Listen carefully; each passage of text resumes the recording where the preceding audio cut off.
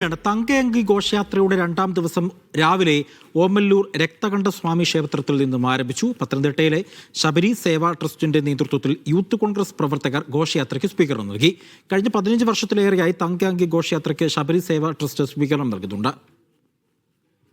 ശബരിമല തങ്കയങ്കി ഘോഷയാത്രയ്ക്ക് ആവേശോജ്വലമായ സ്വീകരണമാണ് പത്തനംതിട്ട നഗരത്തിൽ ഉണ്ടായത്. ഇവിടെ സ്വീകരണം നൽകിയ KSRTC ബസ് സ്റ്റാൻഡ് സമീപം സ്വീകരണം നൽകിയ ശബരി സേവാ ട്രസ്റ്റിൻ്റെ അണിയറ പ്രവർത്തകരാണ് നമുക്കിപ്പോൾ ഉള്ളവർ. യൂത്ത് കോൺഗ്രസ് പ്രവർത്തകർ കൂടിയാണ്. ഈ വർഷങ്ങളായി തങ്കയങ്കി ഘോഷയാത്രയ്ക്ക് സ്വീകരണം നൽകുകയാണ്. ഈ വർഷവും മുടങ്ങിയിട്ടേയില്ല. കാലാകാലങ്ങളായി ഞങ്ങൾ മുടങ്ങാതെയാണ് തങ്കയങ്കി ഘോഷയാത്രയ്ക്ക് ഞങ്ങൾ സ്വീകരണം കൊടുക്കുന്നത്.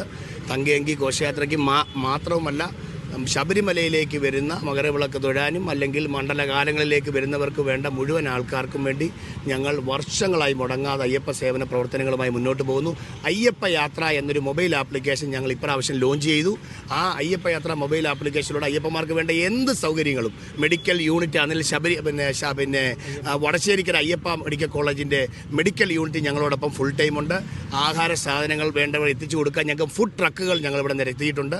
പിന്നെ മകരവിളക്കിന് ദിവസങ്ങളിൽ മുഴുവൻ അയ്യപ്പ ഭക്തർക്ക് ഞങ്ങൾ സൗജന്യമായി ഭക്ഷണം നിലയ്ക്കൽ പമ്പ മേഖലകളിൽ പത്തനംതിട്ട മേഖലകളിൽ വരുന്നവർക്ക് മുഴുവൻ പേർക്കും ഗതാഗത വകുപ്പ് ജീവനക്കാർക്ക് KSRTC ജീവനക്കാർക്ക് അന്ന് ഫുഡില്ലാതെ വലയുന്ന മുഴുവൻ പേർക്കും ഞങ്ങൾ വർഷങ്ങളായി മുടങ്ങാതെ പിന്നെ ഫുഡുകൾ എത്തിച്ചു കൊടുക്കുന്നുണ്ട്. പിന്നെ രാത്രി കാലങ്ങളിൽ ഉറക്കക്ഷീണമായി വരുന്ന അയ്യപ്പ ഭക്തർക്ക് ചുക്ക് കാപ്പിയും സ്നാക്സുകളും രാത്രിയിൽ ഞങ്ങൾ എത്തിച്ചു നൽകുന്നുണ്ട്.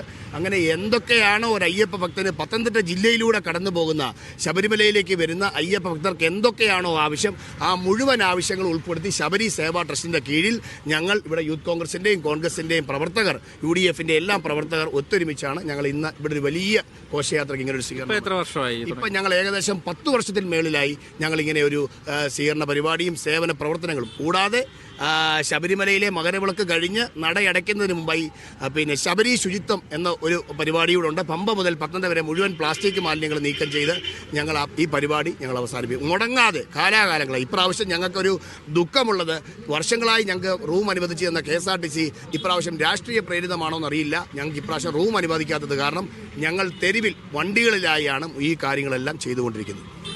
വളരെ വലിയ സേവന മാതൃകയുമായിട്ടാണ് ഇവിടെ ശബരി സേവാ ട്രസ്റ്റിൻ്റെ അണിയറ പ്രവർത്തകർ ശബരിമല തീർത്ഥാടന കാലത്ത് പത്തനംതിട്ട ജില്ലയിലെ വിവിധ മേഖലകളിൽ പ്രവർത്തിക്കുന്നത്.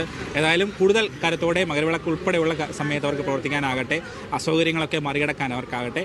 പത്തനംതിട്ടയിൽ നിന്നും നന്ദുഷ S, മീഡിയ 1.